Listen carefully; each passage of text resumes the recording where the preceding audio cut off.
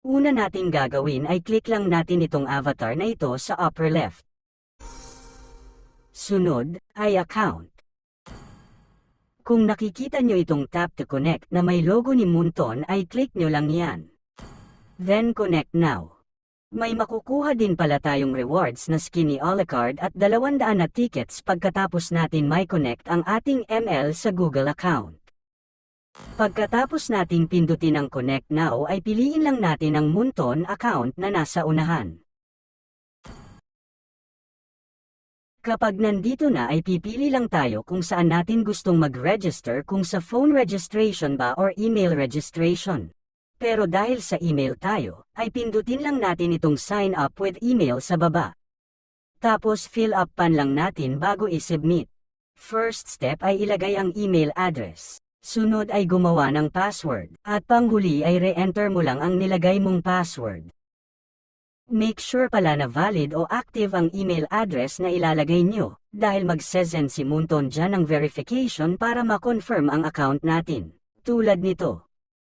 At habang nag-fill up pa ako ay inahanyayahan ko kayong mag-subscribe at pakiclick na rin ang notification bell para maging updated kayo sa tuwing may upload akong video tulad nito. Maraming salamat po.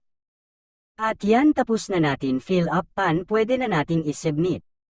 Pero kung isa kang makakalimuting tao gaya ko ay mas mabuting screenshot nyo muna bago nyo isubmit para kung sakaling malimutan nyo ang email at password na nilagay nyo ay okay lang. At ngayon submit na natin. Ayan, kung nababasa nyo, sinend na daw ni Moonton yung verification sa ating email. Kaya ngayon ay kailangan nating pumunta sa ating Gmail application para i-check ang verification na sinend ni Moonton.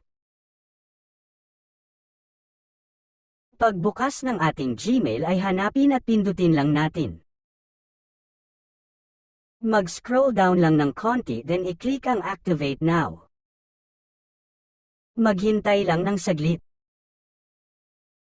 Tapos, boom! May Moonton account ka na. At para masigurong connected na ang Mobile Legends natin sa Google ay titignan natin.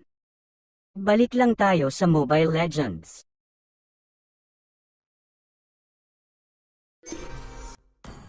Kung napapansin nyo ay parang wala man nangyari.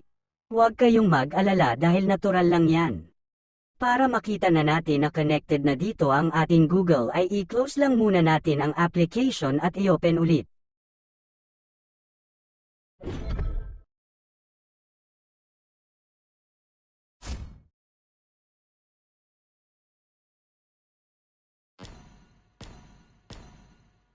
Balik tayo ulit sa account settings para i-check kung connected na.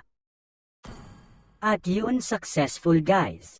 Pwede na natin i-claim ang mga rewards. I hope na nakatulong sa inyo ang video na ito.